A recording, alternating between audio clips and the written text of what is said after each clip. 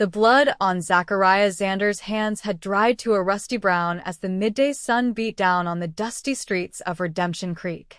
The year was 1876, and this small Montana Territory town had seen its share of violence, but none had witnessed Zachariah shed a single tear, not even when he'd put down 3 of the McAllister gang single-handedly last spring. The townsfolk called him Stone Cold Xander behind his back, a man whose ice-blue eyes never betrayed emotion, whose trigger finger never trembled, and whose heart, they whispered, had died long ago on some forgotten battlefield during the war. Zachariah dismounted his dappled gray stallion outside Doc Miller's office, his tall frame casting a long shadow across the weathered boardwalk. The wound in his side wasn't deep, but it needed tending. As he pushed open the door, he expected to find the elderly doctor who'd patched him up after countless scrapes with outlaws and angry drunks. Instead, he found her. Catherine Rose turned at the sound of the door, her honey-brown hair escaping from its practical bun, her green eyes widening slightly at the sight of blood on his shirt. She wore a simple blue dress with the sleeves rolled up, and her hands were busy organizing medical supplies. "Dr. Miller is out delivering Mrs. Thornton's baby," she said, her voice steady despite the intimidating figure Zachariah cut. "I'm his new assistant. You appear to need medical attention, Mr. Xander," he replied, his voice a low rumble that had made hardened criminals confess their sins. "Zachariah Xander." She didn't flinch or look away like most people did. "Well, Mr. Xander, please sit down. I'll tend to that wound." He hesitated and used to taking orders from anyone, much less a woman he'd never met before. Something in her direct gaze challenged him, and for reasons he couldn't fathom, he found himself obeying, settling his tall frame onto the examination table. "You're new to Redemption Creek," he stated as she gathered supplies. It wasn't a question. "I arrived last week from Boston. My uncle is Dr. Miller." Her fingers worked nimbly, preparing bandages and antiseptic. "I'm a trained nurse. I served during the latter part of the war." Zachariah's expression didn't change, but his interest was piqued. Few women had formal medical training, and fewer still had seen the horrors of war hospitals. "You're a long way from Boston, Miss Rose." "Mrs. Rose," she corrected, a shadow passing over her features. "And yes, I am." As she approached to examine his wound, Zachariah instinctively removed his gun belt and laid it aside, then unbuttoned his shirt with practiced efficiency. Catherine's professional demeanor faltered momentarily at the sight of the numerous scars crisscrossing his torso, evidence of a violent life. "You've seen your share of trouble, Mr. Xander," she observed, her voice neutral as she cleaned away the dried blood around his fresh wound. "Trouble finds me," he replied simply. The sting of the antiseptic didn't make him so much as wince. "How did you know my last name without me telling you?" A small smile played at her lips. "Everyone in town has been quick to tell me about the notorious Zachariah Xander, the man they call Stone Cold." She applied pressure to the wound. "They say you feel nothing at all, that you've killed more men than winter has days. People talk too much." "Yes, they do." She began stitching the wound with practiced precision. "They say you tracked the Wilson gang for 2 weeks after they robbed the bank and killed the teller. Brought them all in dead across their saddles." Zachariah watched her fingers work, swift and sure. "The teller had a wife and 3 children. So you do have a sense of justice," Catherine observed. "That contradicts some of what I've heard." "I don't much care what people say about me, Mrs. Rose." "Catherine," she offered, finishing the last stitch with expert care. "And I find it's usually wise to form my own opinions rather than rely on gossip." Their eyes met, and for the briefest moment, something unfamiliar stirred within Zachariah's chest, something he'd thought long buried beneath years of violence and solitude. "How did this happen?" she asked, breaking the moment as she began bandaging his side. "Cattle rustlers." They didn't take kindly to being interrupted. "And where are they now?" Her question was casual, but her eyes were knowing. The sheriff has what's left of them. His reply was matter-of-fact, devoid of pride or remorse. Catherine secured the bandage with practiced efficiency. You should avoid writing for a few days. The wound needs time to heal properly. Zachariah stood, reaching for his shirt. I heal fast. Even stone can crack, Mr. Xander, she said, stepping back to give him space. No matter how cold it appears. He finished buttoning his shirt, then reached for his wallet. What do I owe you? The same as you'd owe my uncle. $1. Zachariah placed a gold coin on the table instead. For your supplies. Before she could protest, he collected his gun belt, settling it around his hips with the ease of a man who considered it an extension of himself. As he moved toward the door, he paused, looking back at her.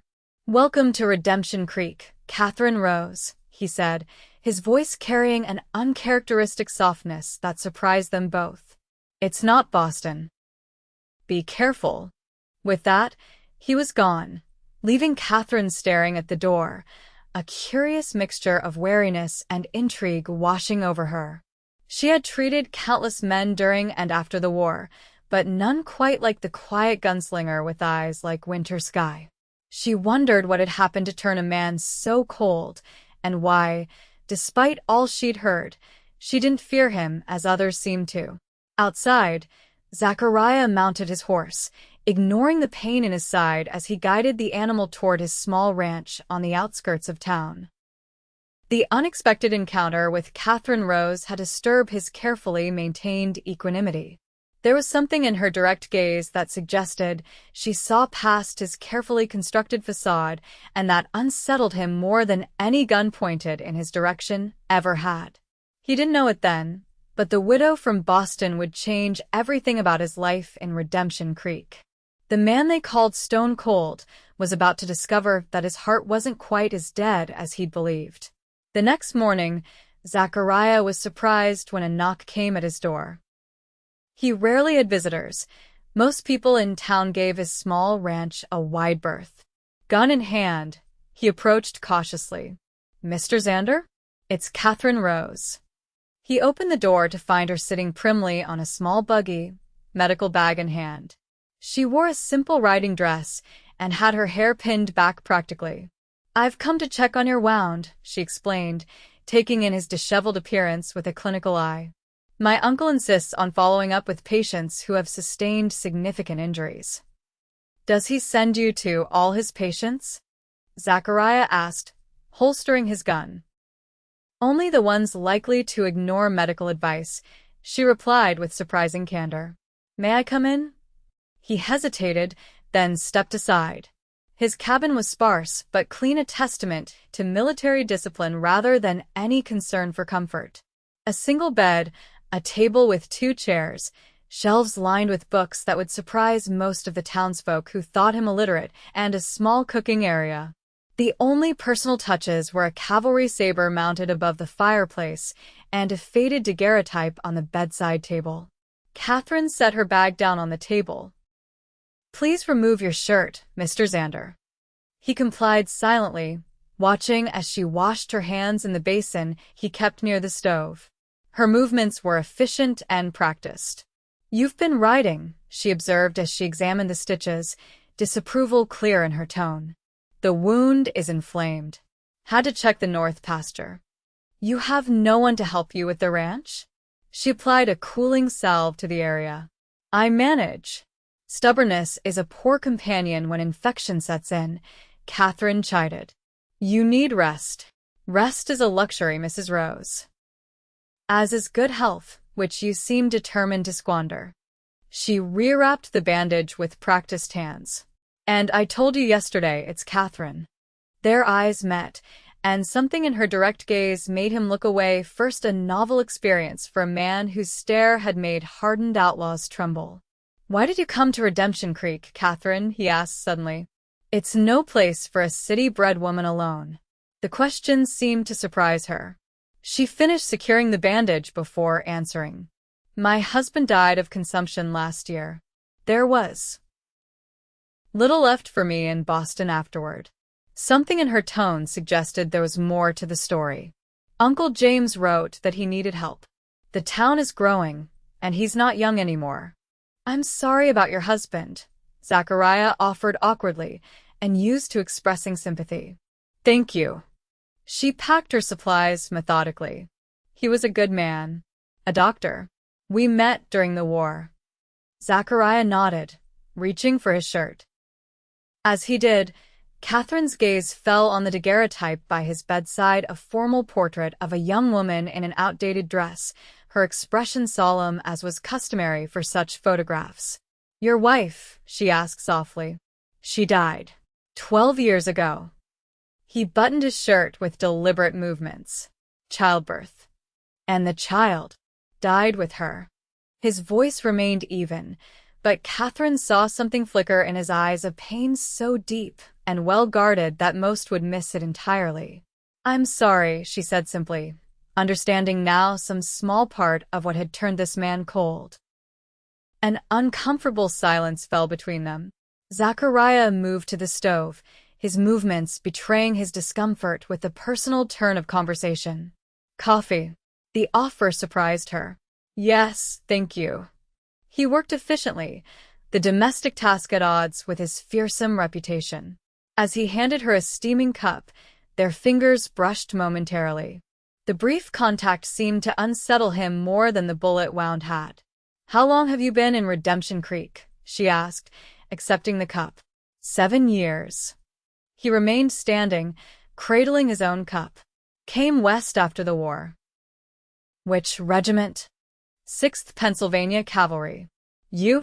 I worked at Chimborazo Hospital in Richmond after it fell. She took a sip of the surprisingly good coffee. Before that, field hospitals with the Army of the Potomac. Zachariah's expression changed subtly. We might have crossed paths. Perhaps. Catherine studied him over the rim of her cup. Though I doubt I would have forgotten someone like you. The comment hung between them, neither quite sure of its meaning. Zachariah moved toward the window, looking out at the vast landscape that had become his refuge.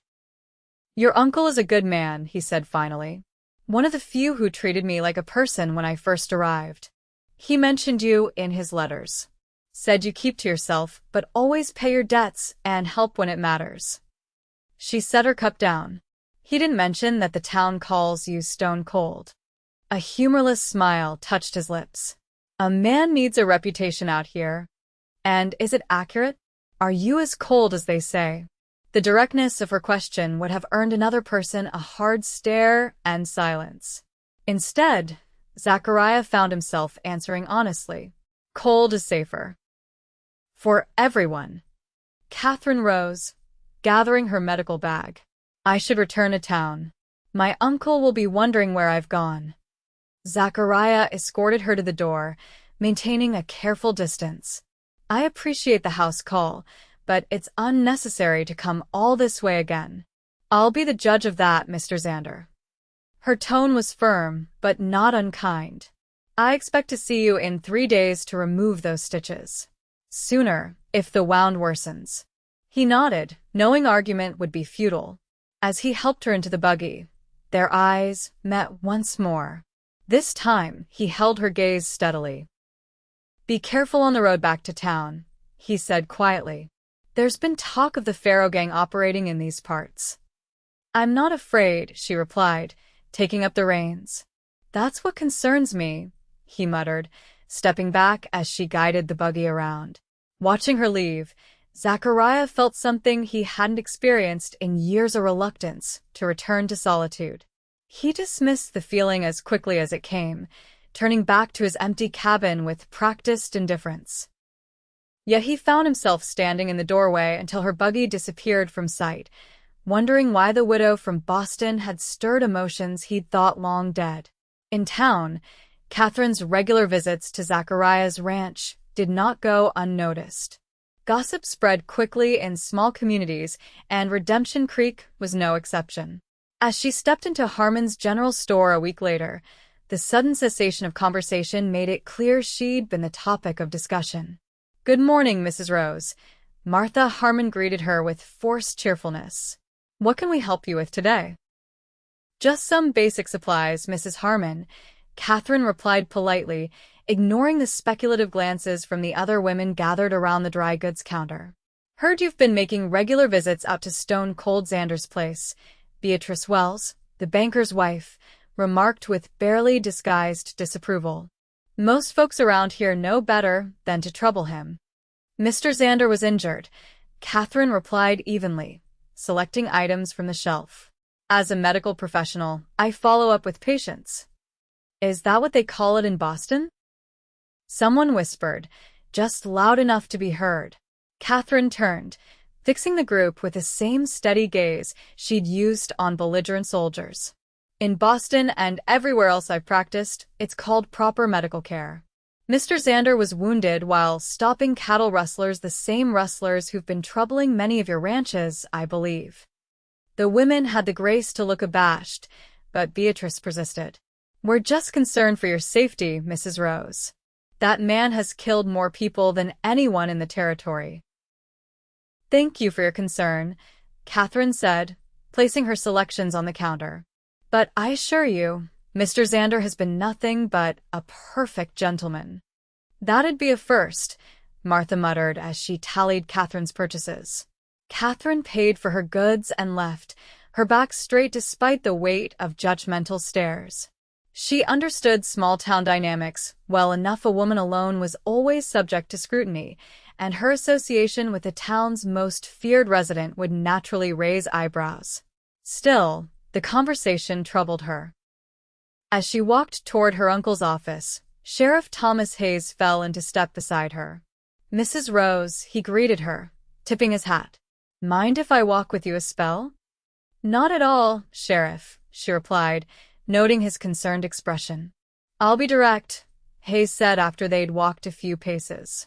Folks are talking about your visits to Xander's place. So I've gathered. You should know what kind of man he is. The sheriff kept his voice low. He's dangerous. When he first came to town, he killed 2 men his first week here. Were they trying to kill him first? Catherine asked pointedly. Hayes hesitated. Well, yes. They were the Fletcher brothers, local troublemakers who'd been warned about drawing on strangers. But that's not the point.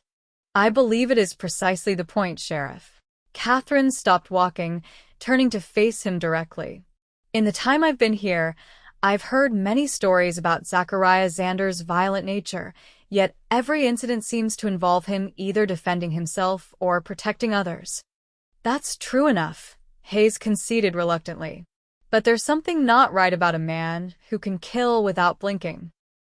Never seen him show a lick of remorse or any feeling at all, for that matter. Catherine remembered the flicker of pain in Zachariah's eyes when he'd mentioned his wife and child. Perhaps he simply doesn't show his feelings publicly. Just be careful, Hayes advised. Man like that with his past. There's always trouble following. What do you know about his past? Catherine asked, curiosity piqued. The sheriff shrugged. Not much. Fought in the war. Came west afterward. Rumor has it he was some kind of special scout, the kind they sent behind enemy lines. The kind who didn't take prisoners. He adjusted his hat uncomfortably. Look, I'm not saying he's all bad. He's helped me bring in some dangerous outlaws over the years. I'm just saying there's darkness in him. I appreciate your concern, Sheriff, but I can assure you my interest in Mr. Xander is purely professional. Hayes looked skeptical but nodded. Your uncle's a good man. I'd hate to see him worried about you. As would I, Catherine agreed. Good day, Sheriff. As she continued toward her uncle's office, Catherine found herself troubled by the conversation. Not because of the warnings about Zachariah, those she had already dismissed as largely exaggerated, but because of her own reaction. The truth was, her interest in the solitary rancher had grown beyond professional concern for a patient. Something about his quiet strength and the pain he so carefully concealed intrigued her in ways she hadn't expected. That evening, as she helped her uncle prepare dinner in the comfortable apartment above his medical office, she found herself distracted by thoughts of Zachariah. You're miles away, my dear, Dr. James Miller observed, his kind eyes twinkling with understanding. Thinking about our resident gunslinger, perhaps? Catherine looked up, startled. Why would you say that? Because I'm old, not blind, her uncle replied with a gentle smile. Zachariah Xander has been coming into town more frequently since you arrived, and it's not because he's suddenly developed a fondness for society. He's merely following up on his treatment, Catherine protested, feeling a blush rise to her cheeks. The doctor stirred the stew thoughtfully. In the 7 years I've known that man, he's never once followed medical advice so diligently. Uncle James, really, Catherine, he interrupted softly. You know I only want your happiness. It's been over a year since Edward passed. You're still young. I didn't come west looking for romance, she said firmly. Perhaps not. But you did come looking for a new beginning. He set aside the spoon and took her hands in his. I knew Zachariah when he first arrived in Redemption Creek. He was harder then, colder. He's changed over the years, though most folks haven't bothered to notice. What happened to him? During the war? Dr. Miller shook his head. That's a story to tell if he chooses. But I will say this, beneath that stony exterior is a man of principle and surprising depth. The town sees only what he allows them to see. Catherine squeezed her uncle's hands gratefully. Thank you for not joining in the chorus of concern and disapproval. Bah! This town could use a good shake-up, he declared with a chuckle. Now let's eat before this stew gets cold. As they settled at the table, Catherine's thoughts returned to Zachariah.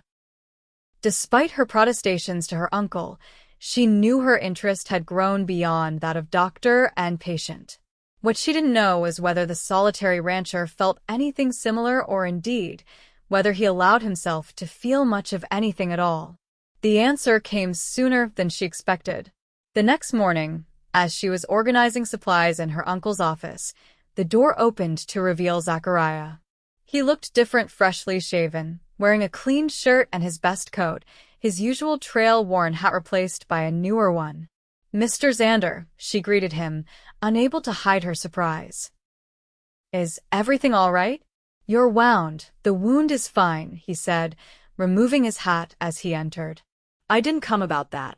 Catherine set aside the bandages she'd been sorting. Oh.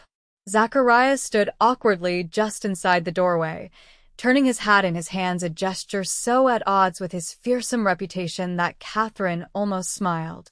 I was wondering, he began, then stopped, clearing his throat. That is, I wanted to ask if you would consider. He took a breath, seeming to gather his resolve. Would you join me for dinner at the hotel restaurant this evening? The invitation was so unexpected that Catherine momentarily lost her composure. Dinner? At Larson's? Zachariah nodded, his expression unreadable save for a slight tension around his eyes.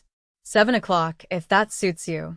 Catherine was acutely aware that Larson's hotel restaurant was the finest establishment in Redemption Creek, and that Zachariah Xander had never, to anyone's knowledge, dined there before.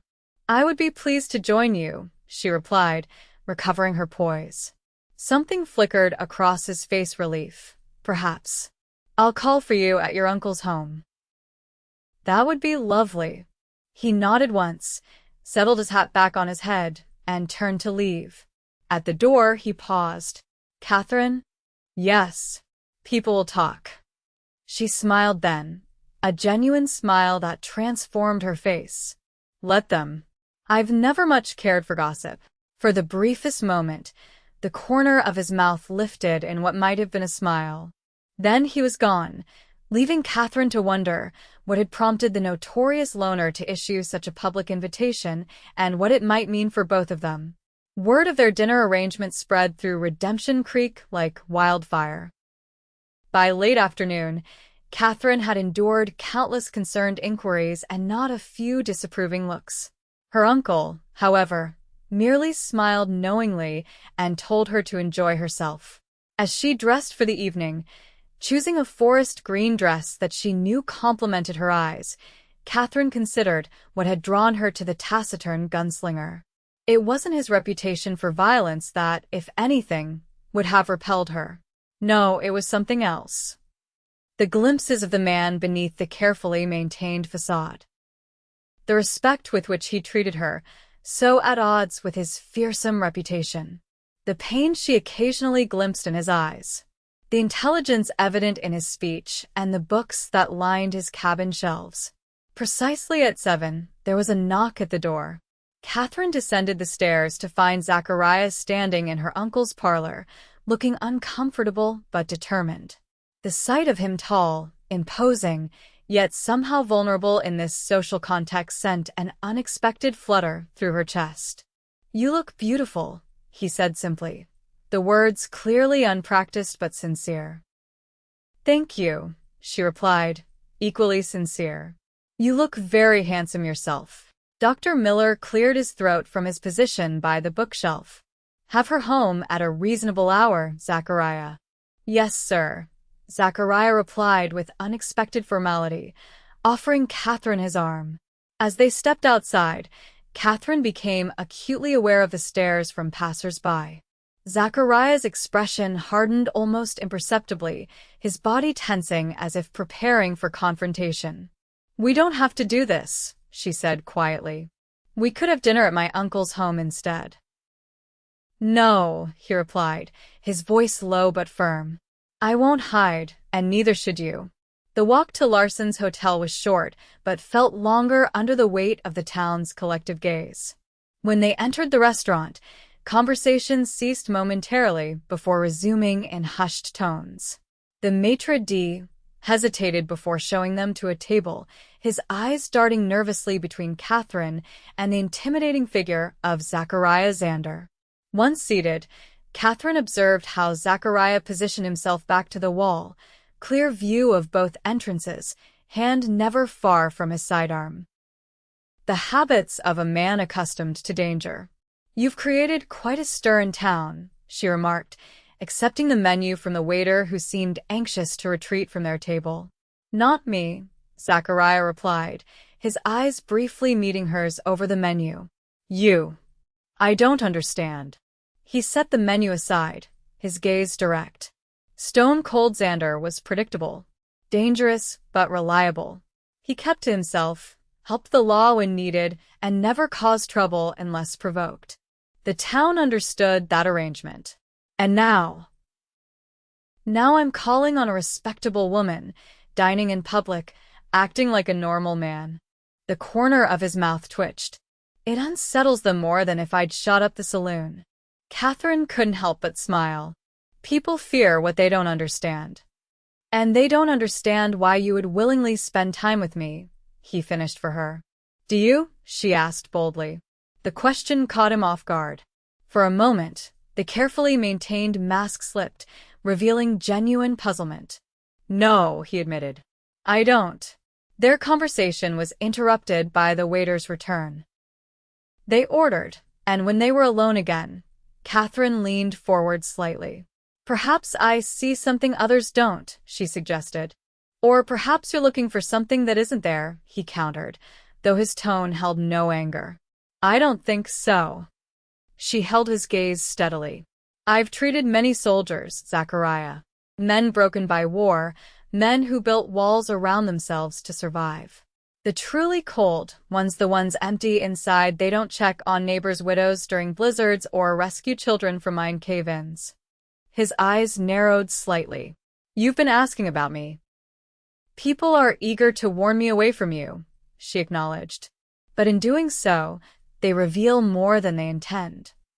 Their dinner arrived, temporarily halting the conversation. Catherine noticed that despite his apparent focus on their discussion, Zachariah remained hyper-aware of their surroundings, noting every entrance and exit, every person who approached their table. "Why did you ask me to dinner?" she inquired after they had eaten in silence for a few minutes. He set down his fork, considering the question with the seriousness it deserved. "Because you're different," he finally said. "You look at me and see a man, not a reputation." "It's been a long time since anyone did that." The simple honesty of his answer touched her more deeply than any practiced charm could have. Thank you for the invitation, then. I'm enjoying myself. Something in his expression softened almost imperceptibly. As am I.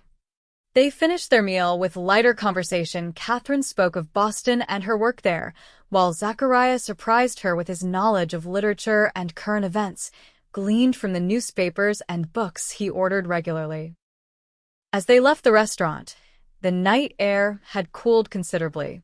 Without comment, Zachariah removed his coat and placed it around her shoulders. The gesture, so at odds with his fearsome reputation, drew stares from a group of men gathered outside the saloon across the street. "Look at that," one called loudly, his voice slurred with whiskey. "Stone Cold's gone soft for the Boston lady." Zachariah stiffened but continued walking, guiding Catherine with a light hand at her elbow. "Here you been crying on her shoulder, Xander," another voice jeered. "That true?" The big bad gunslinger finally found someone to comfort him. Catherine felt Zachariah's hand tighten slightly on her arm, then deliberately relax. He didn't respond to the taunts, his face an impassive mask as they continued toward her uncle's home. "They're just drunk," she said softly. "They're testing boundaries," he corrected, his voice controlled. "Seeing if I've changed, if I'm less dangerous now." "And have you? Changed?" He looked down at her, something unreadable in his eyes. "I don't know," he answered honestly. "But I don't want trouble tonight." They reached her uncle's house without further incident. On the porch, sheltered from prying eyes, Zachariah took his coat back, his fingers brushing against her shoulders in a touch so light it might have been imagined. "Thank you for a lovely evening," Catherine said, suddenly feeling uncharacteristically shy. "May I call on you again?" he asked, his voice carrying a note of uncertainty that few in Redemption Creek would have believed possible. "I'd like that very much." He nodded, his expression still guarded, but with something new in his eyes, something that might, in another man, have been hope. "Good night, Catherine." "Good night, Zachariah." As she watched him walk away, his tall figure soon swallowed by the darkness, Catherine realized that for the first time since Edward's death, she was looking forward to tomorrow with genuine anticipation rather than resigned duty. Inside, her uncle was waiting in his favorite chair, pretending to read but obviously keeping watch for her return. "Well," he asked, setting aside his book. "How was your evening?" "Enlightening," she replied, unable to keep a small smile from her lips. Dr. Miller chuckled. "I thought it might be.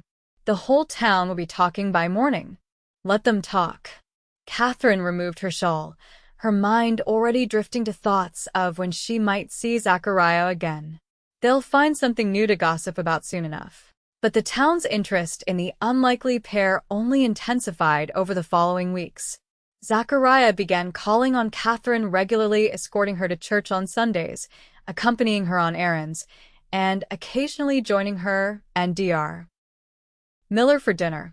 Each public appearance caused a stir, but gradually, the citizens of Redemption Creek grew accustomed to seeing the formidable gunslinger in the company of the doctor's niece. What they didn't see were the private moments, Zachariah helping Catherine into her uncle's buggy for a picnic by Settlers Creek, their conversations about books and medicine and the war, the gradual lowering of his guard as he shared small pieces of his past with her. He spoke of his Pennsylvania childhood, his time at university before the war interrupted his studies, and very occasionally, of Elizabeth, his long-dead wife. For her part, Catherine found herself drawn more deeply to the complex man beneath the fearsome exterior. His quiet intelligence, his unexpected gentleness, and the principled core that guided his actions all appealed to her in ways she hadn't anticipated when she first arrived in Redemption Creek. Summer was giving way to early autumn when their tentative courtship faced its first serious challenge. Catherine was alone in her uncle's office, Dr. Miller having been called to a difficult berth at a ranch several miles outside of town, when the door burst open. 3 men entered, trail-worn, dust-covered, and radiating menace. The leader, a tall man with a jagged scar running from temple to jaw, smiled unpleasantly at the sight of her. Well now, ain't this convenient, he drawled, closing the door behind him. We come looking for a doctor and find ourselves a pretty nurse instead. Catherine maintained her composure, though her heart raced. My uncle is out on a call. I can treat minor injuries, or you can wait for his return. The scarred man exchanged glances with his companions. Oh, we got time to wait, don't we, boys? One of the other men, shorter but heavily muscled, moved toward the medicine cabinet. We need laudanum and morphine. Whatever else you got for pain. Catherine stepped in front of the cabinet. Those are controlled substances. I can't dispense them without examining a patient. The third man, who had remained silent by the door, suddenly produced a knife. Lady, we ain't asking nice. Open that cabinet or Jackson here will make sure you regret it. Fear coursed through her, but Catherine held her ground. I took an oath to do no harm. I won't help you steal medicines that my uncle needs for his patients. The scarred man Jackson moved with surprising speed, grabbing her arm and twisting it painfully behind her back. Your oath ain't my concern, lady. Open it, or... The sound of the door opening interrupted him. Catherine felt a surge of relief, expecting her uncle, but it was Zachariah who filled the doorway, his expression changing from casual to deadly in an instant as he assessed the situation. Let her go, he said quietly, his hand resting casually near his gun. Jackson tightened his grip on Catherine's arm, causing her to wince. Well, if it ain't Stone Cold Xander himself. Heard you was in these parts. You heard right, Zachariah replied, his voice deceptively calm. And you're making a serious mistake. The man by the medicine cabinet edged his hand toward his own weapon. There's 3 of us, Xander. Even you can't take all 3 before one of us puts a bullet in your woman here. My woman, Zachariah repeated softly, something dangerous flashing in his eyes. That's your second mistake. What happened next occurred so rapidly that Catherine could barely follow it. Zachariah's hand moved in a blur, his gun clearing its holster and firing before the man near the cabinet could draw. As that man crumpled, Zachariah was already moving, throwing himself sideways as the man by the door fired, the bullet splintering the doorframe where Zachariah's head had been moments before. Jackson shoved Catherine roughly aside, reaching for his weapon, but Zachariah was faster. 2 more shots rang out in quick succession. When the echo faded, all 3 intruders lay motionless on the floor of the doctor's office. Catherine scrambled to her feet, instinctively moving to check the fallen men despite her shock. Don't, Zachariah said sharply, moving to her side. They might still be dangerous. She ignored him, kneeling beside the nearest man, the one who'd been by the cabinet. Medical training overrode fear as she felt for a pulse. This one's alive. Shoulder wound. Help me move him to the examination table. For a moment, Zachariah looked as if he might refuse. Then, with a terse nod, he holstered his weapon and helped her lift the unconscious man. The other 2 were beyond help. Zachariah's aim had been deadly accurate.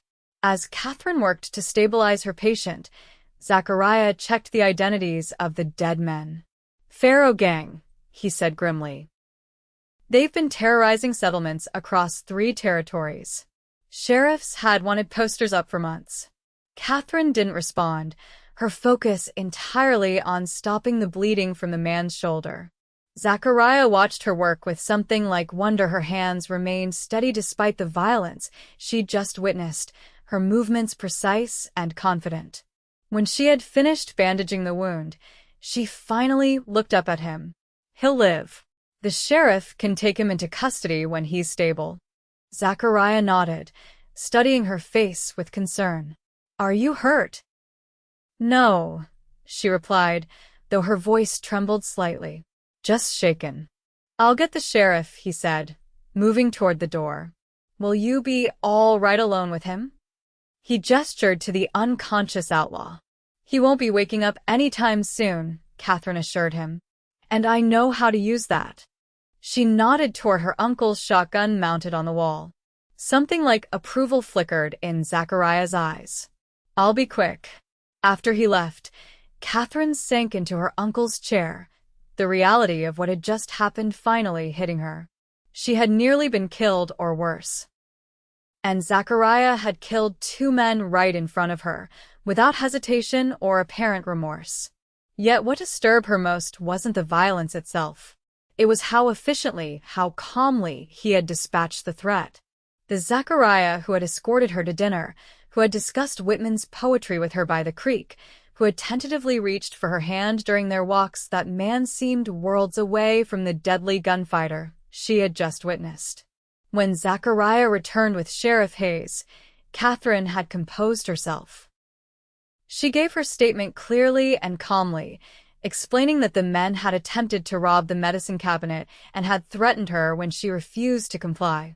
"You're lucky Xander showed up when he did," Hayes remarked, directing his deputies to remove the bodies. "Yes," Catherine agreed, looking at Zachariah who stood silently by the door. "Very lucky."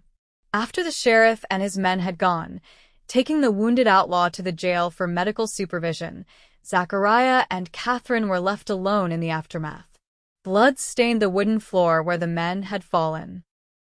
Catherine began mechanically cleaning up, unable to meet Zachariah's eyes. "Catherine," he said finally, his voice unusually gentle. "Look at me." She paused, brush in hand, then slowly raised her gaze to his. "I know what you saw frightened you," he continued. "Not just them, but me. What I did. What I'm capable of." "It didn't frighten me," she replied softly. "It saddened me." This wasn't a response he'd expected. Saddened. To see how easily you killed those men. How natural it was for you. She set aside the brush, her eyes steady on his. "Not because I condemn you, for it you saved my life, and I'm grateful. But because I glimpsed the man you had to become to survive, and I understand now why they call you stone cold." Zachariah's expression tightened almost imperceptibly. "It's who I am, Catherine. I can't change that." "I don't believe that," she said, moving closer to him. "The man who discusses poetry and brings wildflowers to my uncle's housekeeper because she mentioned missing her garden back east, that man isn't stone cold. He's the man you choose to be when you feel safe enough to lower your guard." He looked away, uncomfortable with her insight. "Those men would have hurt you. Or worse." "I know." Cautiously, she reached out, touching his arm lightly. "Thank you for saving me. I just wish." "What?" he asked when she didn't continue. "I wish you didn't have to carry this burden. This ability to take life so efficiently, so dispassionately. I know what it costs you, even if others don't see it." Zachariah stood very still, her words penetrating defenses he'd maintained for years. "You can't know," he said finally, his voice rough. "What I've done. Who I am." "Then tell me," she urged softly. "Help me understand." For a moment she thought he might. Then he shook his head, stepping back from her touch. "I should go. Your uncle will be returning soon, and you should rest." "Zachariah, good night, Catherine."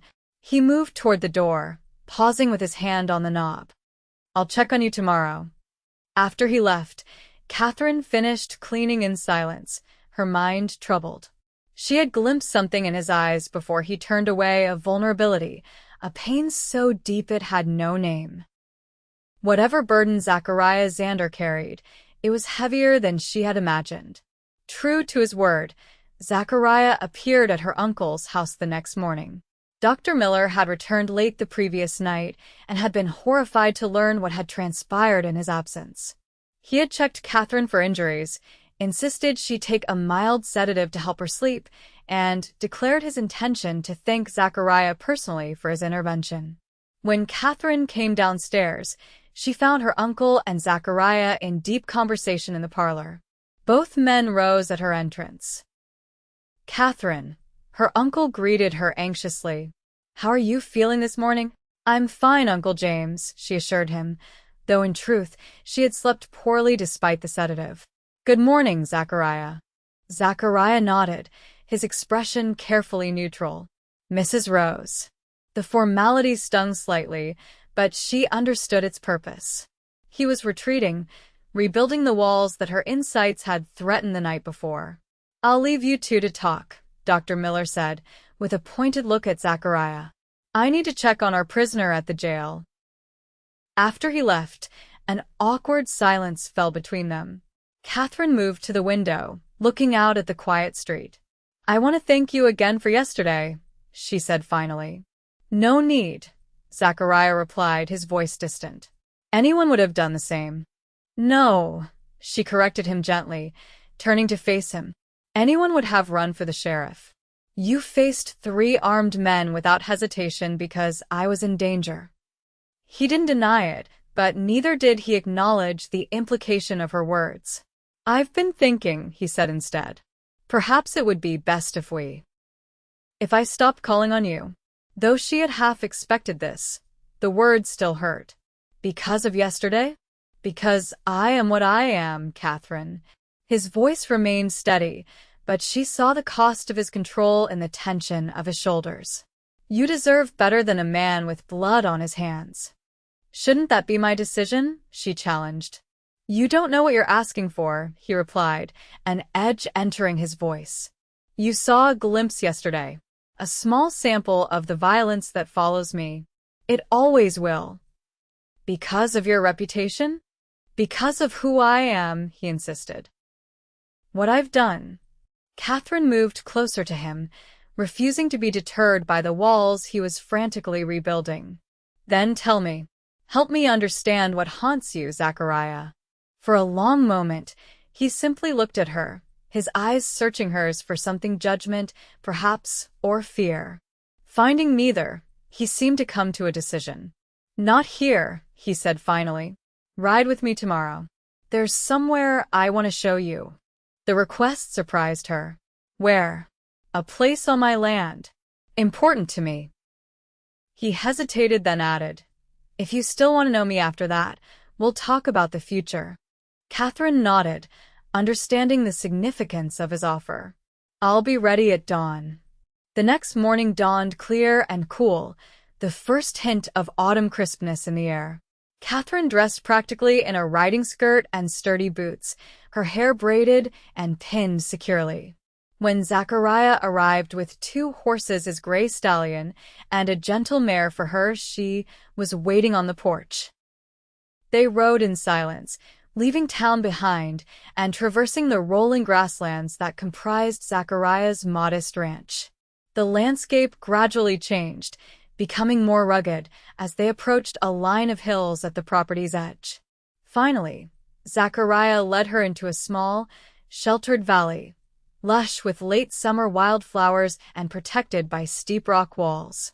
In the center of the valley stood a simple wooden cross. Zachariah dismounted, helping Catherine down from her horse. He stood for a moment, looking at the cross, then spoke quietly. When I came here 7 years ago, I was running. Not from the law, but from myself. From what I'd become during the war. Catherine remained silent, understanding the importance of allowing him to tell his story in his own way. I was recruited for special operations behind enemy lines, he continued, his voice distant as if recalling events that had happened to someone else. Sabotage, intelligence gathering, assassination. I was good at it, too good. By the end of the war, I'd become something I never thought possible. A man who could kill without hesitation, without remorse. The perfect soldier. He moved toward the cross, touching it briefly. When I returned home to Pennsylvania, my wife barely recognized me. Not physically, though I had scars enough, but inside. Where it mattered. I tried to be the man she remembered, the man she'd married. But that man was gone. Catherine followed him, her heart aching for the pain evident in his rigid posture. She was pregnant when I left for war, Zachariah continued. Our daughter was born while I was behind enemy lines. I didn't see her until she was nearly 2 years old. She was perfect, beautiful, and terrified of me. His voice caught slightly on the last words, the first crack in his carefully maintained composure. Elizabeth, my wife, she tried to help me adjust. To be patient. But I couldn't sleep without nightmares. Couldn't be in crowds without scanning for threats. Jumped at loud noises. Drank too much trying to quiet the memories. His hand tightened on the cross. One night I woke from a nightmare, convinced I was back in Virginia, surrounded by Confederate soldiers. Elizabeth tried to calm me, but I didn't recognize her. I nearly killed her before I came to my senses. Catherine moved closer, wanting to reach out but sensing he needed to finish his story uninterrupted. I left the next morning, Zachariah said flatly. Told her I needed time to get my head straight. Promised to return when I was better. I wandered west, taking whatever work I could find. Wrote her letters that I never mailed. Then, 2 years later, I received word that she had died in childbirth. Our son, his voice broke. Our son died with her. Catherine felt tears welling in her eyes, but she blinked them back, knowing that pity was not what Zachariah needed. I came here after that, he continued, gesturing around the valley. Built a small cabin. Spent days just sitting, thinking about eating my gun, and ending it all. What stopped you? Catherine asked softly, her first words since they'd arrived. Zachariah turned to her, his expression raw with remembered pain. Ironically, violence. A gang of outlaws attacked a family homesteading nearby. The father was killed, the mother and daughters hurt. I tracked the men who did it, used the skills the war had taught me. When I was finished, none of them were left alive. He looked back at the cross. I realized then that maybe there was a purpose for what I'd become. That in a place like this, where the law is stretched thin and good people are vulnerable, someone like me, someone who could do the hard, ugly things without flinching, might be needed. So you became the man they call stone cold, Catherine concluded. It was easier than being the man who failed his wife and children, Zachariah admitted. The man who couldn't leave the war behind. Catherine finally closed the distance between them, taking his hand in hers. He stiffened but didn't pull away. The cross? She asked. For Elizabeth and our children, he replied. I couldn't visit their graves in Pennsylvania, but I needed something. A place to remember them. Catherine looked at the simple memorial, understanding now the depth of the pain Zachariah carried. Thank you for showing me this. For trusting me with your story. He looked down at their joined hands, then met her eyes directly. Now you know who I am, what I've done, why I said you deserve better. I disagree, she said firmly. I see a man who has suffered immeasurable loss.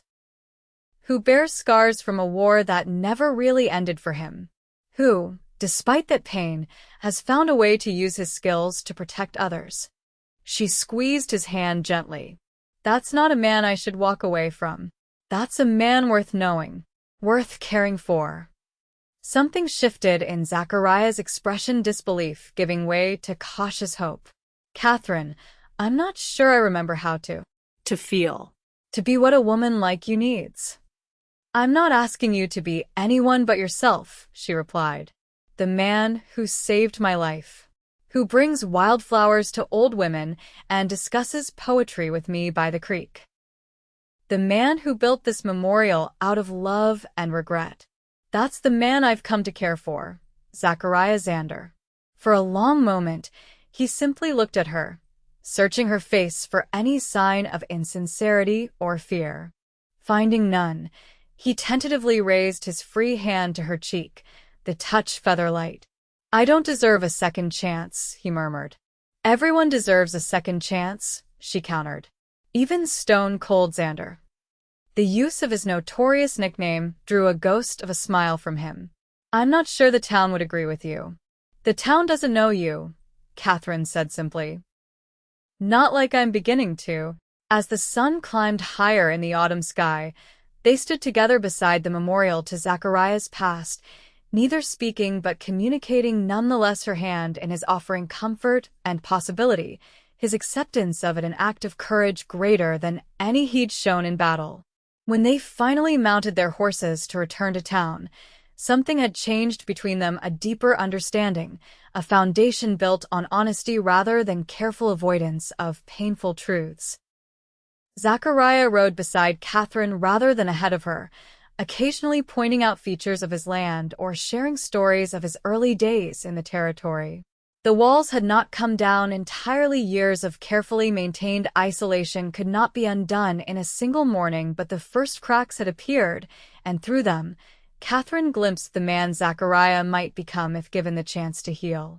As fall progressed into early winter, their relationship deepened. Zachariah continued to call on Catherine regularly, and gradually, the townspeople began to accept the unlikely couple, or at least, to gossip less openly about them. The sheriff, who had been wary at first, grudgingly acknowledged that Zachariah seemed different in Catherine's company, less intimidating, more approachable. For Thanksgiving, Catherine and her uncle invited Zachariah to join them for dinner. It was the first holiday he had celebrated in years, and his awkwardness was evident in his stiff posture and formal manner. Yet as the evening progressed, warmed by good food and Dr.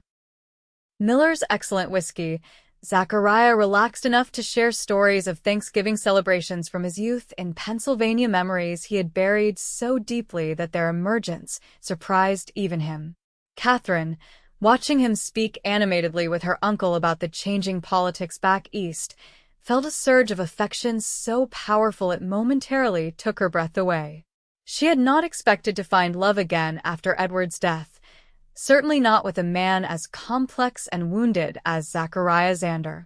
Yet here it was, undeniable and growing stronger with each passing day. December brought the first heavy snowfall, transforming Redemption Creek into a pristine wonderland of white. On a clear, cold evening a week before Christmas, Zachariah invited Catherine for a sleigh ride, having borrowed the conveyance from a neighboring rancher who owed him a favor.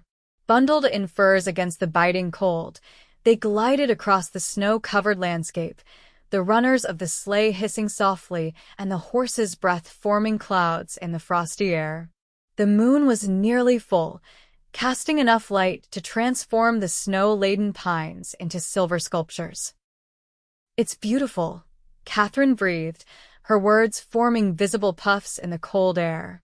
"I'd forgotten how peaceful winter can be." Zachariah guided the horse skillfully, his eyes occasionally straying from the path to study her profile in the moonlight. "I used to hate winter," he admitted. "Too quiet. Too much time to think." "And now?" she asked, glancing at him. A small smile touched his lips, a genuine expression that was becoming less rare with each passing week. "Now I'm finding reasons to appreciate it."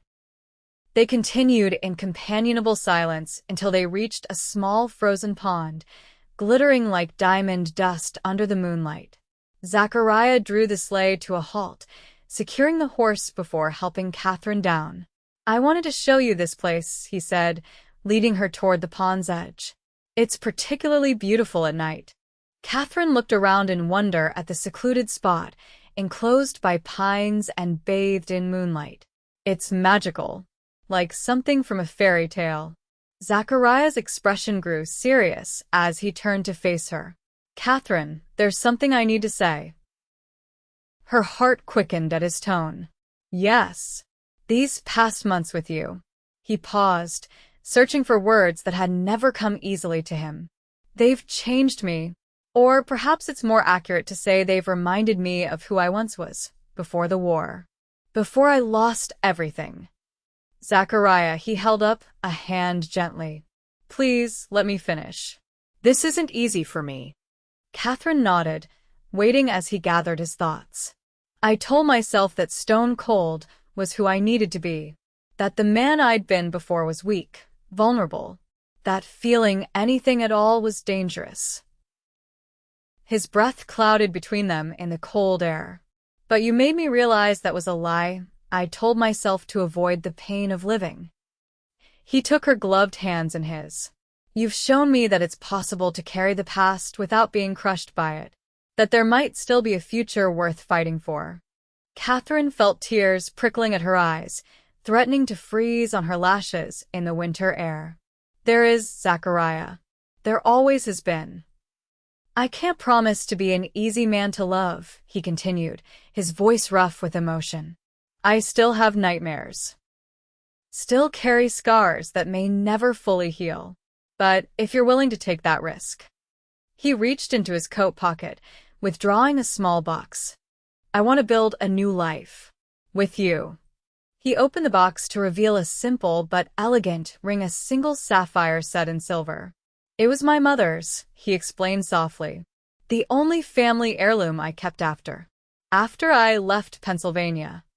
Catherine stared at the ring, then at the man holding it, a man the town called stone cold, but whose eyes now held a warmth and vulnerability few had ever been privileged to see. Catherine rose. Zachariah said formally, Would you do me the honor of becoming my wife? Yes, she whispered, tears now flowing freely down her cheeks. Yes, Zachariah, I will. His hands trembled slightly as he removed her glove and slipped the ring onto her finger. Then, with a gentleness that belied his fearsome reputation, he drew her into his arms and kissed her, a kiss filled with promise, with gratitude, with a love he had thought himself incapable of feeling again. When they finally parted, Catherine kept her hands on his chest, feeling the strong, steady beat of his heart beneath layers of wool and cotton. I love you, Zachariah Xander, she said, the words forming a cloud between them in the winter air. Not despite your past, but including it. All of you, the man you were, the man you are, and the man you're becoming. Something shifted in Zachariah's expression, then a release, a surrender of sorts. He drew her close again, burying his face in her hair, and for a moment, she thought she felt a dampness that couldn't be explained by the falling snow. When they returned to town that night, the ring on Catherine's finger and a new softness in Zachariah's usually guarded expression told their story before they could announce it. Dr. Miller, waiting up despite the late hour, took one look at them and broke into a broad smile. It's about time, he declared, embracing his niece and, to Zachariah's evident surprise, shaking his hand warmly. I was beginning to think you'd never work up the courage to ask her. You knew? Zachariah asked, genuinely startled. The doctor chuckled. My boy, I've been practicing medicine in this town for 25 years. I know a man in love when I see one, even when he's trying his damnedest to hide it. The news of their engagement spread through Redemption Creek with predictable speed. Reactions were mixed. Many expressed genuine happiness for Catherine, whom the town had embraced as their own, while others whispered concerns about her choice of husband. But even the most skeptical had to admit that Zachariah Xander had changed in the months since Catherine's arrival. The cold, distant gunman who had kept to himself for years now tipped his hat to ladies on the street, occasionally joined conversations at the general store, and had even been seen helping build the new schoolhouse. The transformation wasn't complete. Zachariah still carried his gun everywhere, still positioned himself with his back to walls in public places, still watched newcomers to town with wary assessment. But the sharp edges of his personality had softened, and nowhere was this more evident than in his interactions with Catherine.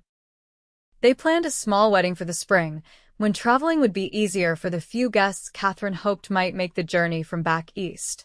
In the meantime, Zachariah began making improvements to his small ranch house, adding a proper bedroom and expanding the kitchen to create a home suitable for a wife accustomed to greater comforts than he had required. Catherine, for her part, continued working alongside her uncle, whose practice had grown busier with the town's expansion. She had begun training several local women in basic nursing skills, hoping to establish a small infirmary that could handle routine cases when Dr. Miller eventually retired. It was during this relatively peaceful time, as winter began its slow transition toward spring, that trouble arrived once more in Redemption Creek. The surviving member of the Pharaoh gang, whom Zachariah had wounded during the attempted robbery of Dr. Miller's office, had been transported to the territorial prison to await trial. There, he had shared a cell with Victor Blackfield, a notorious outlaw with a personal vendetta against Zachariah Xander, who had been responsible for the deaths of Blackfield's brothers during a bank robbery 3 years earlier. When Blackfield was released after serving his sentence, he gathered a new gang and set his sights on Redemption Creek, determined to exact revenge on the man who had killed his kin. Sheriff Hayes received warning from the marshal's office that Blackfield had been asking questions about Zachariah in nearby towns. He immediately rode out to Zachariah's ranch to deliver the news. Zachariah took the information with his customary calm, but his eyes hardened at the mention of Blackfield's name. "How many men does he have with him?" "Reports say 5 or 6, Hayes replied, accepting the coffee Catherine offered him. She had been at the ranch helping with the renovations when the sheriff arrived. "All hardened criminals. This isn't some small-time outfit, Zachariah. These men are dangerous." "I know Blackfield," Zachariah acknowledged. "Faced him and his brothers during that bank robbery in '73. He's smart, methodical, doesn't act on impulse." Catherine set down her cup, concern evident in her expression. "What does this mean for us?" "For the town." Zachariah and Hayes exchanged glances. "It means Blackfield won't just come gunning for me directly," Zachariah explained. "He'll look for leverage, for ways to hurt me before he kills me."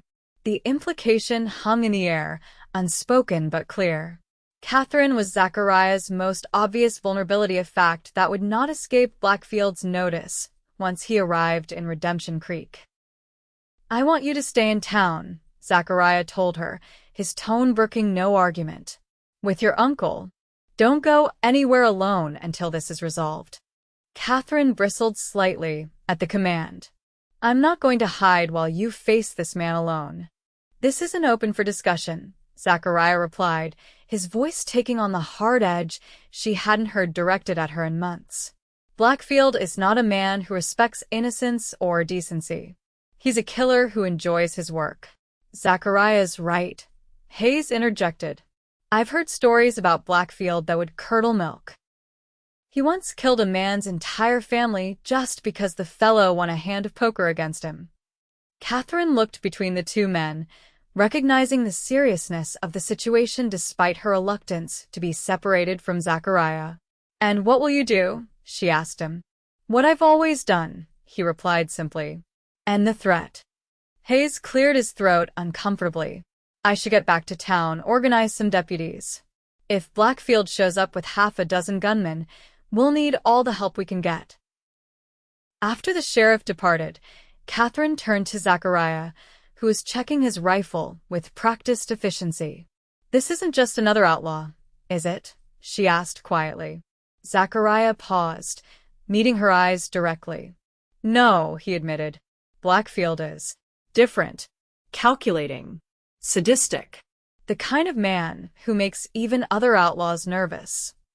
He set the rifle aside, moving to take her hands in his. "That's why I need you safe in town. I can't focus on stopping him if I'm worried about you." Catherine squeezed his hands, recognizing the fear beneath his controlled exterior. "Promise me you won't face him alone. That you'll work with the sheriff, use his deputies." A shadow crossed Zachariah's face. "I promise to be careful," he said, deliberately avoiding a direct answer. "Now pack what you need. I'm taking you to your uncle's as soon as possible." That night, after ensuring Catherine was safely ensconced at Dr. Miller's home with strict instructions not to venture out alone, Zachariah met with Sheriff Hayes and his most reliable deputies at the jail. They discussed strategy, potential points of vulnerability in the town, and how to prepare for Blackfield's arrival. "He'll likely send scouts ahead," Zachariah explained, pointing to the map of the town spread on Hayes's desk. "Watch the saloon, the hotel. Any new faces in the past few days?" "Couple of drifters came through," Deputy Wilson offered. "But they moved on yesterday." "Or appeared to," Zachariah noted. "Could have doubled back." They continued planning late into the night, but Zachariah knew that ultimately, this would come down to him and Blackfield. The outlaw's vendetta was personal, and he wouldn't be satisfied until he'd settled the score, which, in his mind, meant making Zachariah suffer before killing him. The next 3 days passed in tense anticipation. Zachariah divided his time between patrolling with Hayes's deputies and checking on Catherine, whose frustration at being confined to her uncle's house was becoming increasingly evident. "I'm a nurse, Zachariah," she argued during one visit. "If there's going to be violence, I should be preparing to help the wounded, not hiding away like some delicate flower." "When it's over, your skills will be needed," he conceded. "But until then, I need you safe." His expression softened slightly as he took in her frustrated demeanor. "Please, Catherine. I've lost too much in my life already. I can't risk losing you too." The naked vulnerability in his admission disarmed her anger. "Very well," she agreed reluctantly. "But promise me you'll be careful."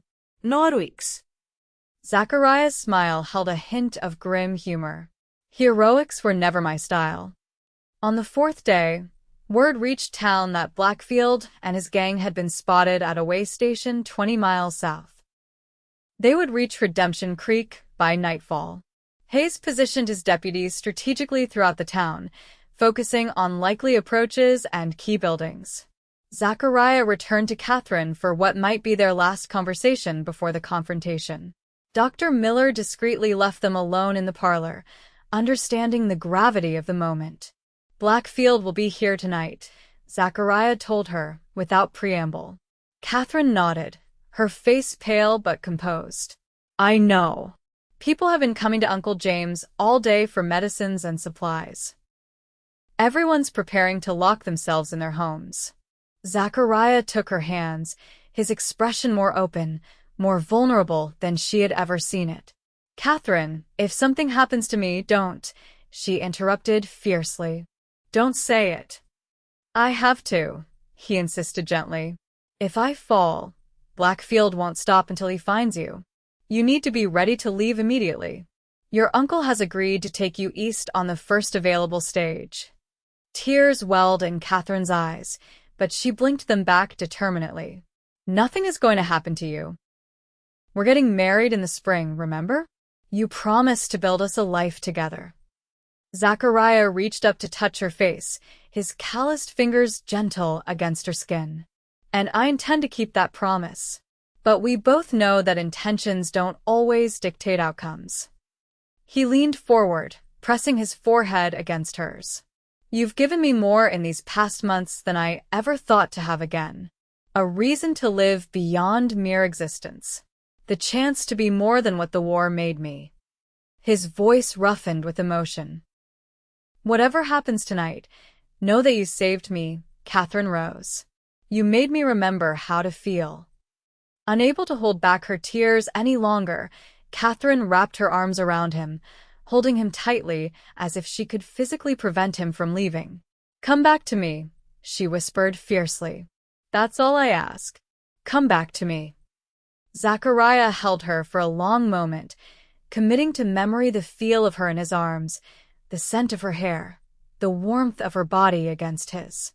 Then, with a discipline forged in war and honed by years of solitude, he gently disengaged and stepped back. "Lock the doors after I leave," he instructed, his voice steady once more. "Stay away from windows. If you hear gunfire, go to the cellar with your uncle."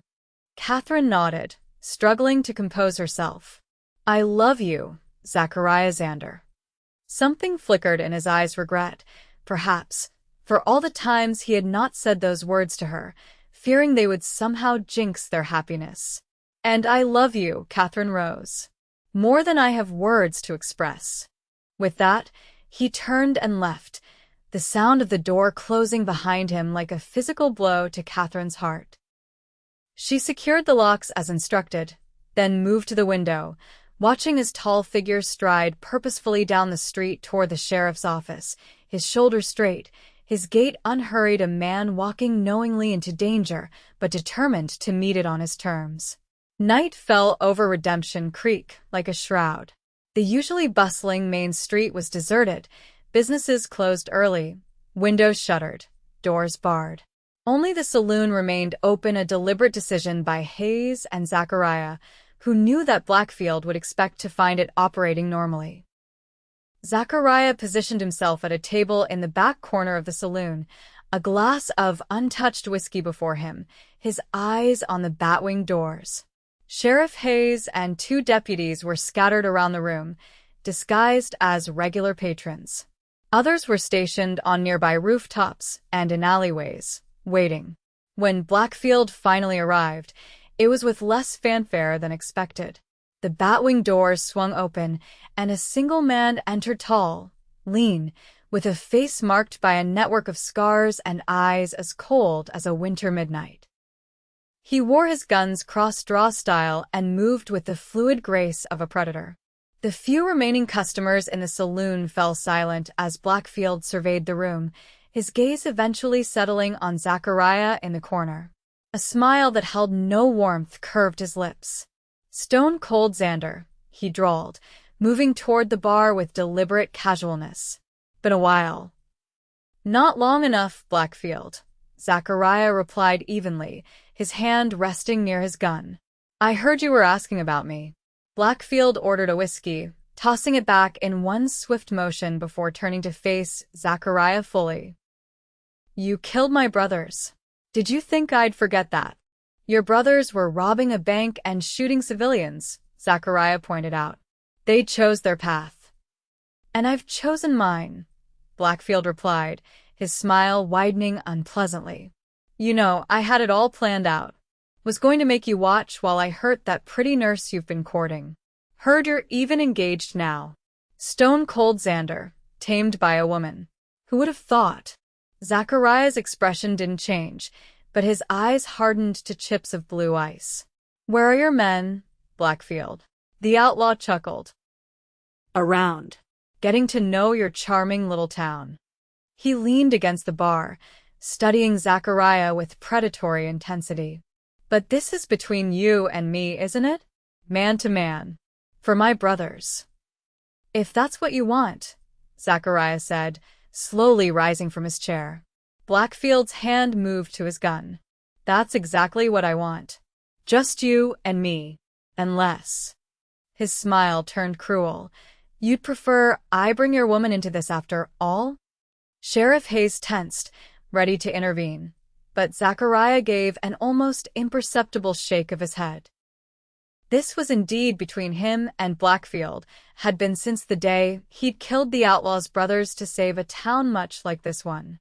"Leave her out of this," Zachariah said, his voice low and dangerous. "You want revenge? Take it up with me." "Oh, I intend to," Blackfield assured him, his hand hovering near his holster.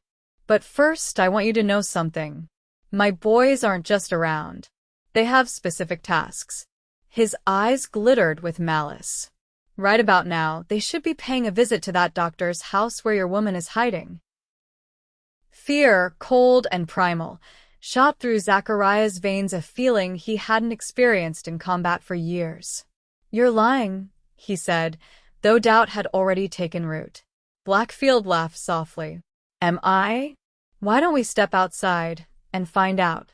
We can settle our business, and then— Well, then I'll go see if my boys left anything of her for me to enjoy." The taunt worked as intended. Zachariah's legendary control slipped, just for an instant, but it was enough. As his hand moved toward his gun, Blackfield drew with lightning speed. The first shot went wide as Zachariah dove sideways, drawing his own weapon and firing from the floor. His bullet caught Blackfield in the shoulder, spinning the outlaw but not downing him.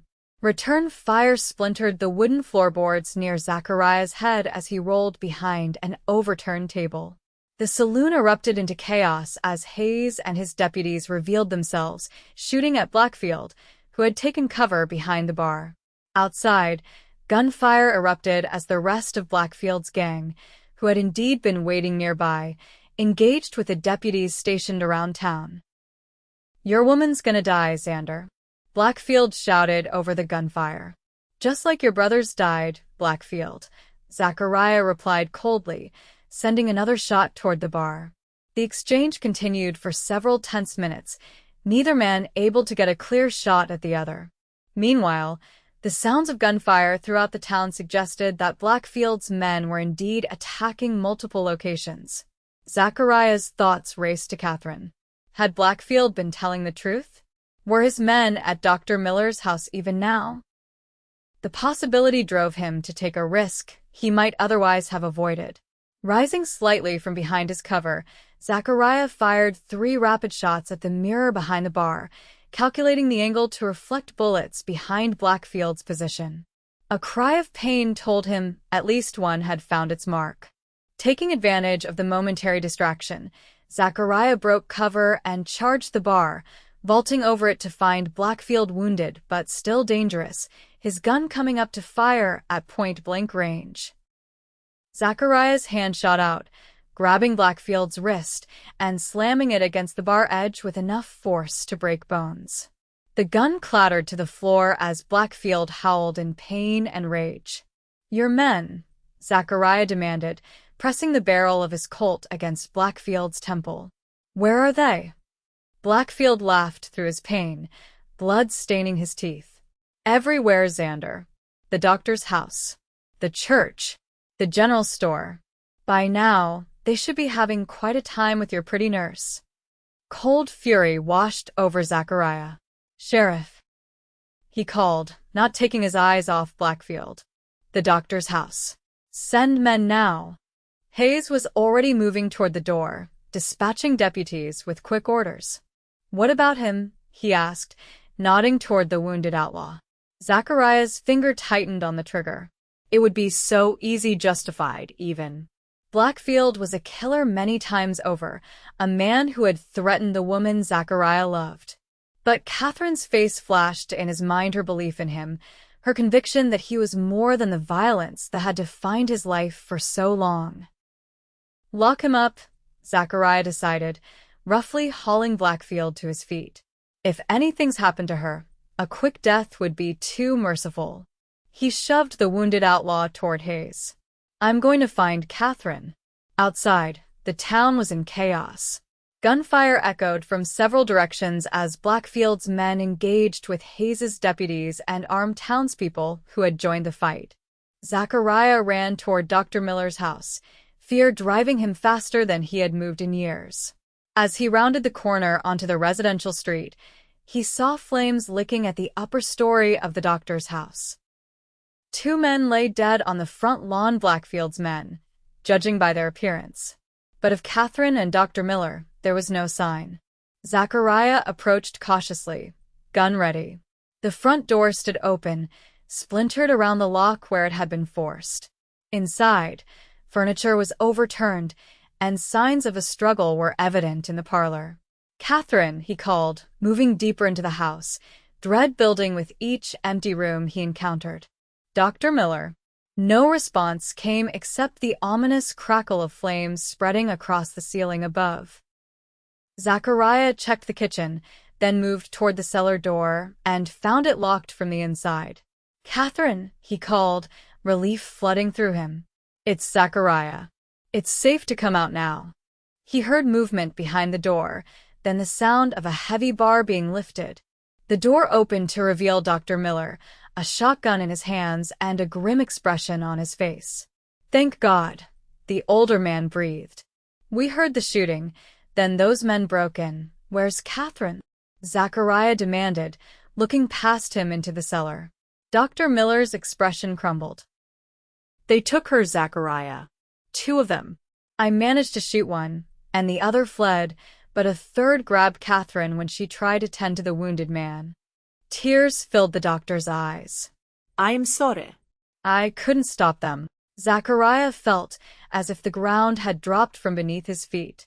"Which way?" he managed to ask, his voice a hoarse whisper. "They headed east, toward the old Anderson mine," Dr. Miller replied. "Zachariah, the house is on fire. Get out," Zachariah ordered, already turning toward the door. "Find the sheriff. Tell him where I've gone." He was outside and mounting his horse before Dr. Miller could respond further. As he spurred the animal toward the eastern edge of town, Zachariah felt something breaking free inside him, the careful control he had maintained for years cracking under the weight of fear for Catherine. The old Anderson mine lay abandoned 2 miles east of town, its entrance partially collapsed and its tunnels deemed too unstable for further excavation. It was the perfect place for an ambush, isolated, with multiple hiding places and only one main approach. Zachariah knew he was riding into a trap. Blackfield's men would be expecting pursuit, would have positioned themselves to maximum advantage. But he had no choice. Catherine was there, possibly hurt, certainly terrified. Every moment he delayed increased the risk to her life. As he approached the mine entrance, Zachariah slowed his horse, dismounting in a stand of trees and continuing on foot. His years of experience as a scout during the war came back to him, now the ability to move silently, to read terrain, to anticipate an enemy's position. He circled the main entrance, spotting a guard positioned behind a boulder with a clear line of sight to the approach. Carefully, using the growing darkness to his advantage, Zachariah worked his way around behind the man. A quick blow to the back of the head rendered him unconscious without alerting others to Zachariah's presence. Pausing to listen, Zachariah heard voices from within the mine, at least 2 men, maybe 3. And then, cutting through their gruff tones, a woman's voice, Catherine's voice, firm despite what must be terrible fear. "He'll kill you all for this," she was saying, her tone remarkably steady. "And if you harm me, he won't make it quick." A harsh laugh followed her words. "Stone Cold Xander's got a reputation, sure enough. But he's just one man. And from what I hear, he's gone soft since meeting you." "Then you haven't heard enough," Catherine replied. "The man I know is more dangerous than any of the stories." Zachariah moved closer to the mine entrance, staying in the shadows. He could now see into the first chamber, a large open area where mining equipment had once been stored. Catherine sat on a crate, her hands bound before her, but her posture straight and defiant. 3 men surrounded her, all armed, all watching the mine entrance with obvious tension. They were expecting him to charge in, guns blazing, the approach of a man desperate to save the woman he loved. Instead, Zachariah retreated silently, searching for another way in. His reconnaissance of the area years earlier had revealed a ventilation shaft that might provide access to the main chamber from above. Finding the shaft half hidden by overgrowth, Zachariah began his descent, moving with painstaking care to avoid dislodging rocks that might alert those below. The shaft was narrow and treacherous, but his lean frame allowed him passage where a larger man might have become stuck. As he neared the bottom, he could hear the conversation more clearly. "Boss should have been here by now," one man was saying nervously. "Something's wrong." "Maybe Xander got him," another suggested. "What do we do with her if he did?" "Kill her and clear out," the third man replied coldly. "No point sticking around." Catherine's voice cut through their deliberation. "If you kill me, there's nowhere on earth you could hide from him. He tracked the Wilson gang for 2 weeks across 3 territories. He'll find you if it takes years." The confidence in her voice, her unwavering faith in him, strengthened Zachariah's resolve. These men had threatened what he held most dear, and for that, they would pay. But he would not be stone cold today, not entirely. Today, he would be what Catherine believed him to be, a man capable of both justice and mercy. Positioning himself directly above the chamber, Zachariah drew both his revolver and a derringer he carried as backup. The smaller gun had only 2 shots, but in close quarters it could be decisive. He took a deep breath, centering himself as he had done countless times before dangerous operations during the war. Then, with a silent prayer for Catherine's safety, he dropped into the chamber. The element of surprise worked perfectly. Before the outlaws could react, Zachariah had fired twice, wounding 2 of them in the shoulder and arm, deliberately non-fatal shots that nonetheless took them out of the fight. The third man, faster than his companions, managed to draw and fire, but his shot went wide as Zachariah rolled to the side. Coming up from his roll, Zachariah fired the derringer, the bullet grazing the outlaw's hand and causing him to drop his weapon with a howl of pain. "Don't move," Zachariah ordered, his voice colder than the deepest winter night as he trained his revolver on the 3 wounded men. "Next shots won't be so merciful, Zachariah," Catherine cried, her composure finally breaking at the sight of him. He moved to her side without taking his eyes off the outlaws, cutting her bonds with a quick slice of his knife. "Are you hurt?" he asked, his voice softening slightly as he helped her to her feet. "No," she assured him, trembling now that the immediate danger had passed. "They didn't. They just wanted to use me as bait." Relief washed over him, so powerful he nearly staggered with it. "Sheriff Hayes should be on his way," he told her, keeping the outlaws covered. "We captured Blackfield in town." The 3 wounded men exchanged glances, realizing their leader had failed and their own situation was hopeless. None made any further attempt to fight. Catherine moved closer to Zachariah, her hand finding his free one and squeezing it tightly. "I knew you'd come," she whispered. "Always," he replied, the single word carrying the weight of a vow.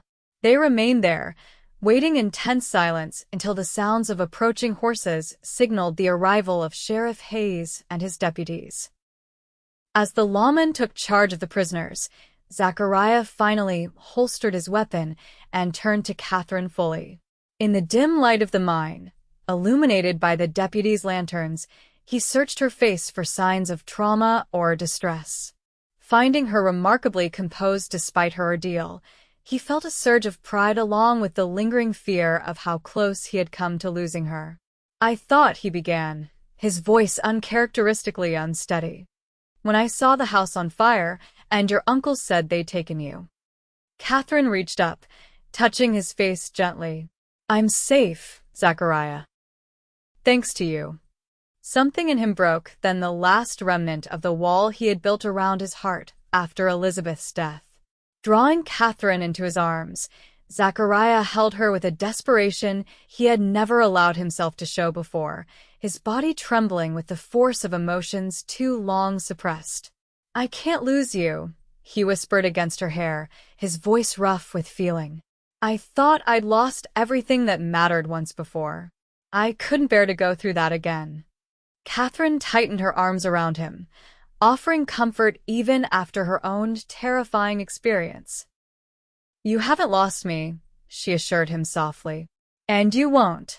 As Hayes approached to escort them back to town, he was startled to see tears on the face of the man they called stone-cold tears. Zachariah made no attempt to hide or wipe away as he held the woman he loved, safe in his arms at last.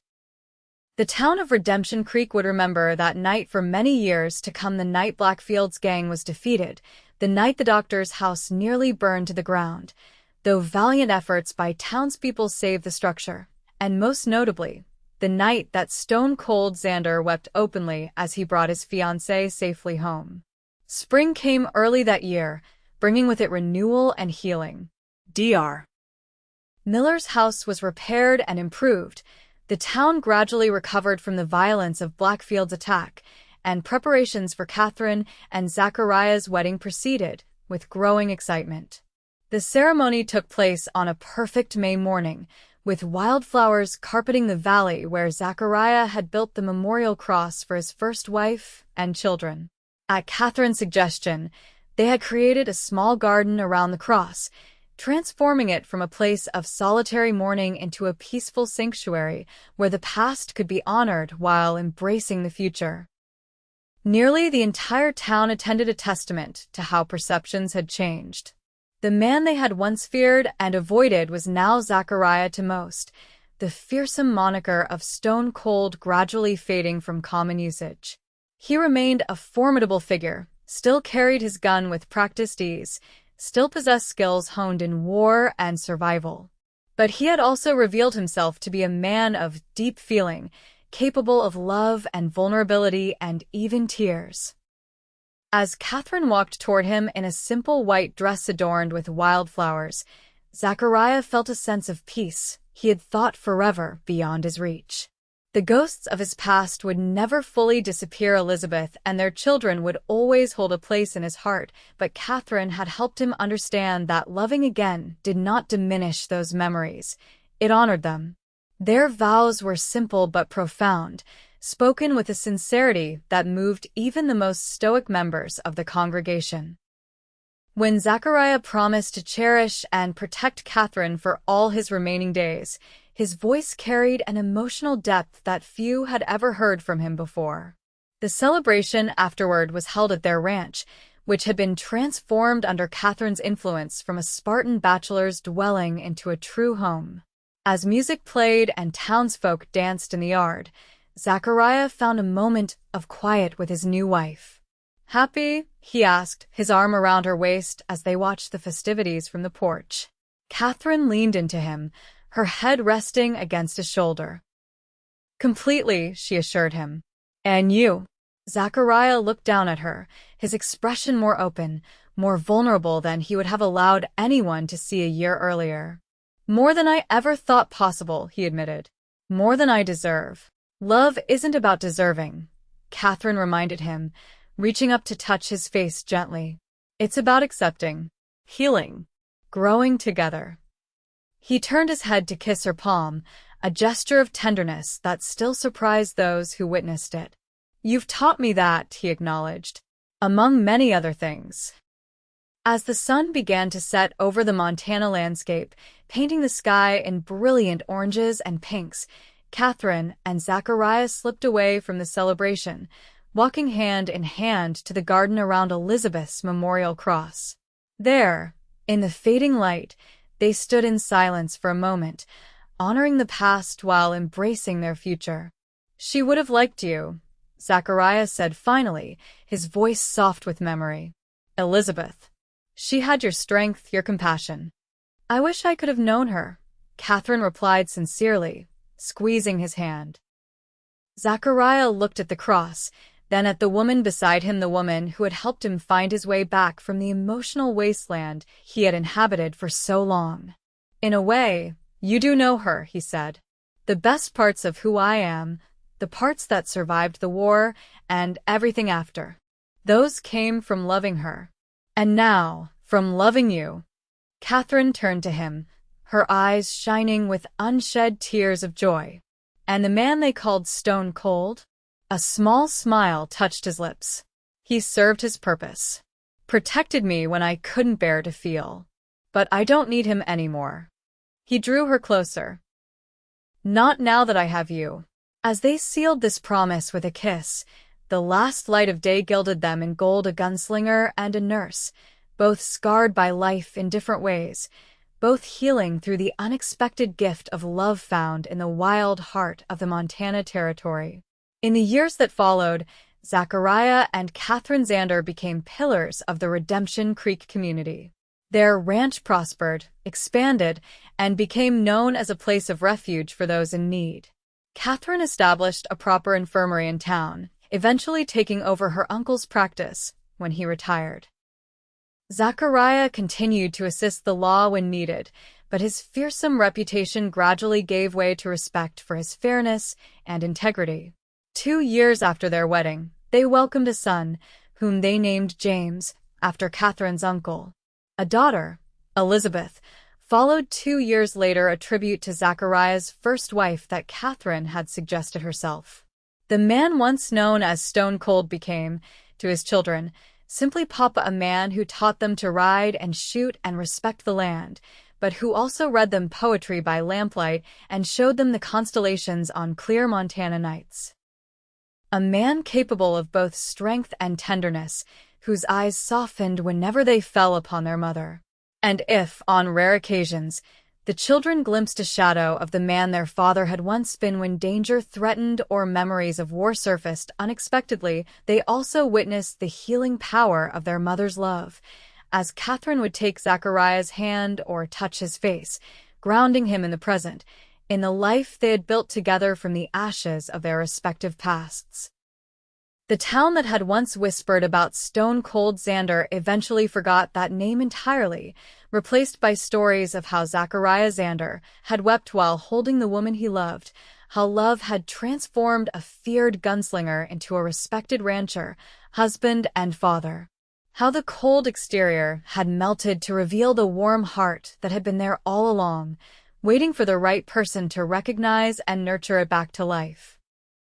It became a story told to give hope to others, a reminder that even the most wounded soul could find healing, that second chances were possible, that love, when true and steadfast, could overcome even the darkest past.